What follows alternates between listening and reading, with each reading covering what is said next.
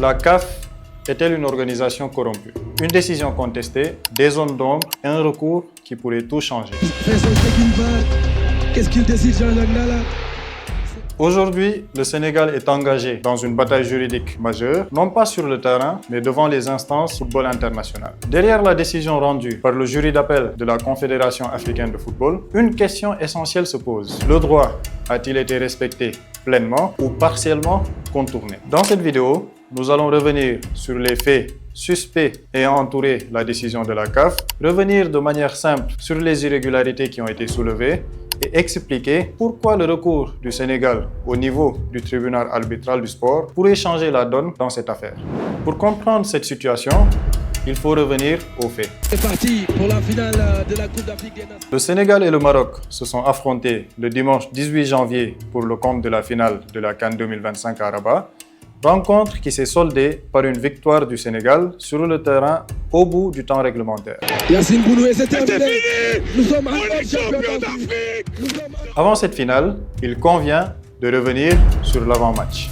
L'équipe nationale du Sénégal a été accueillie à la gare de Rabat sans dispositif sécuritaire. Un accueil qui pose de sérieux problèmes par rapport aux dispositifs qui doivent être alloués à une équipe finaliste de la Coupe d'Afrique des Nations au Maroc. L'équipe nationale du Sénégal, ayant en son sein des joueurs de renommée mondiale, a été laissée à la merci de supporters sans cordon de sécurité, autre que la sécurité qui était présente au niveau de la gare.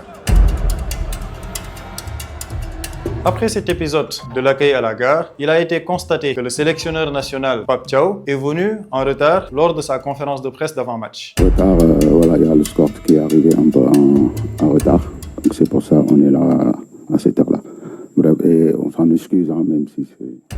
Un retard qui est dû au manque de dispositifs sécuritaires qui est venu bien avant l'heure impartie pour l'accompagner sur le chemin de la conférence de presse d'avant-match. Après ce retard qui a été évoqué au niveau de la conférence de presse, il y a d'autres faits suspicieux qui ont été remarqués. En effet, des joueurs de l'équipe nationale du Sénégal ont été vus dans un état assez consternant et nous pouvons citer par exemple Krépin Diatta et des suspicions d'empoisonnement ont été soulevées. Autant de faits qui laissent présager une tentative de déstabilisation de l'équipe nationale du Sénégal. 2 mois après cette victoire acquise de haute lutte par l'équipe nationale du Sénégal, la CAF a, dans une démarche inique, décidé de retirer la victoire à l'équipe nationale du Sénégal et de déclarer vainqueur l'équipe du Maroc sur tapis vert. Il convient alors de revenir sur toute cette procédure opaque.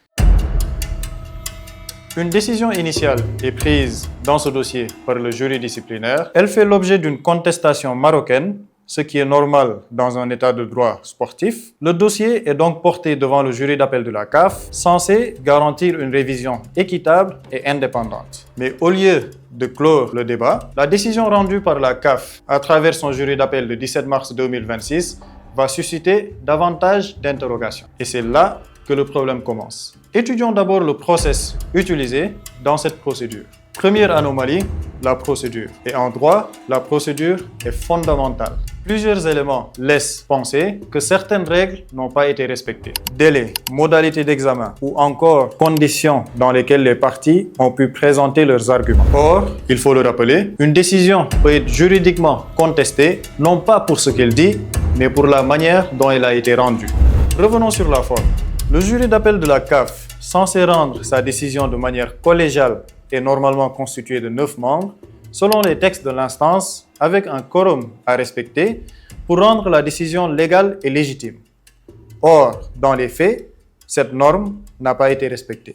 En effet, 4 des membres du jury d'appel ont contesté leur responsabilité dans cette décision. Nous pouvons citer, en guise d'exemple, le Djiboutien, Mohamed Roble Jamal, qui s'est aussitôt exprimé après la décision publiée par la CAF pour réfuter sa présence dans le jury et rendu la décision et ainsi dégager ses responsabilités. Roble Jamal, je suis avocat et je suis membre du jury d'appel de la Commission africaine de football. Mon nom circule sur Internet, comme quoi j'aurais participé à la prise de décision qui avait condamné l'équipe du Sénégal par un match forfait.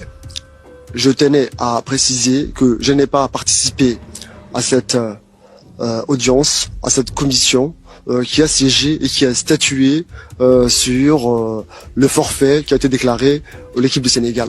Mais je tenais à préciser et à dire à tout le monde que je n'ai pas participé à cette commission.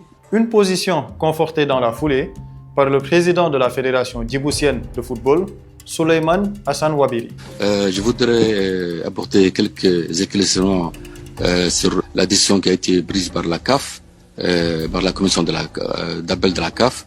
Je voudrais, en tant que président de la Fédération djiboutienne de football, confirmer ici que la République de Djibouti n'est nullement concernée, car notre représentant au niveau de cette commission n'a pas été convoqué ni participé à cette réunion.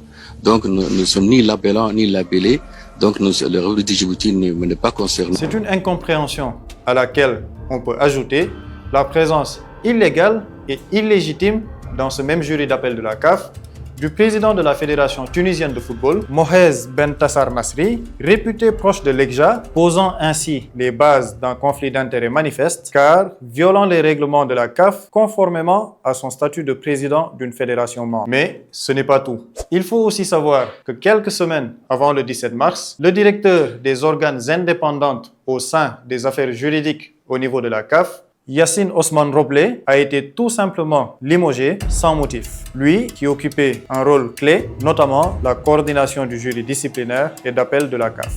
La procédure douteuse expiée, venons-en à notre deuxième point, l'interprétation des règlements. Le jury d'appel est censé appliquer les textes de manière rigoureuse et cohérente, mais ici, certaines lectures posent question. Le problème, ce n'est pas la décision finale rendue, mais la procédure juridique utilisée pour y parvenir.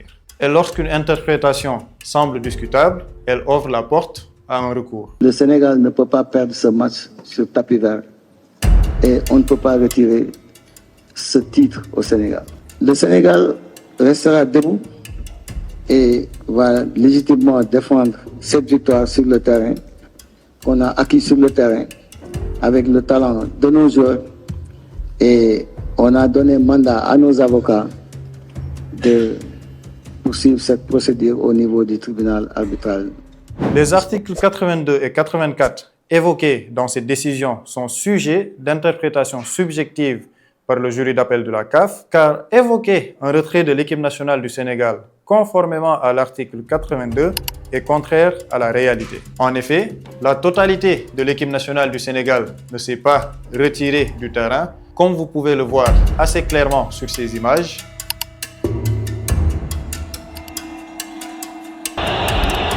Et d'ailleurs, dans son rapport final, l'arbitre du match parle d'arrêt momentané et non d'un retrait définitif du Sénégal. En droit, les mots ont leur sens. Et il s'y ajoute que l'IFAB, organisation internationale régissant les règles et lois du jeu, indique clairement au niveau de son article 5 que l'arbitre a plein pouvoir pour prendre les décisions nécessaires et que sa décision relative au match et ses faits de jeu est définitive. L'explication juridique faite tout de suite pose un problème fondamental, la cohérence et l'impartialité. Une juridiction sportive doit garantir une égalité de traitement entre les deux parties. Mais lorsque des décisions similaires sont traitées différemment, cela fragilise la crédibilité de l'institution. Et c'est précisément ce type de décision qui nourrit le doute et qui pose une question devenue légitime aujourd'hui. La CAF est-elle corrompue? Face à toutes ces irrégularités, une option était ouverte au Sénégal, un recours au niveau supérieur. Et ce niveau supérieur, c'est le tribunal arbitral du sport. Le tribunal arbitral du sport,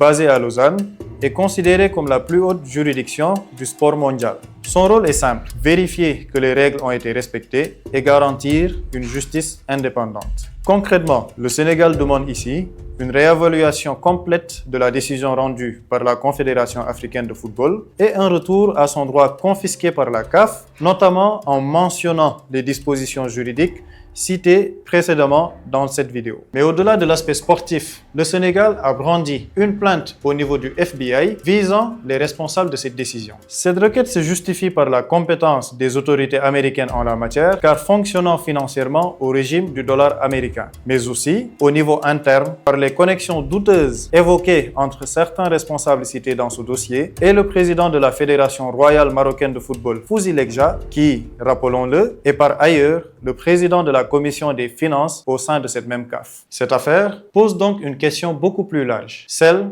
de la gouvernance du football africain. Si le TAS donne raison au Sénégal, ce qui sera vraisemblablement le cas, cela poserait une jurisprudence majeure sur le plan continental. En attendant cette décision du TAS, qui vraisemblablement donnera raison à l'équipe nationale du Sénégal, ce qu'il y a lieu de retenir est ceci. Le Sénégal a gagné la Coupe d'Afrique de haute lutte sur le terrain dit rectangle vert, mais il l'a aussi et surtout eu en luttant contre un système bien huilé qui avait prédéfini le vainqueur de cette compétition en usant de tous les moyens pour arriver à ses fins. Mais c'était sans compter sur le courage et la force de caractère de cette belle équipe du Sénégal qui a su dignement représenter ce beau peuple à laquelle elle appartient, le Sénégal.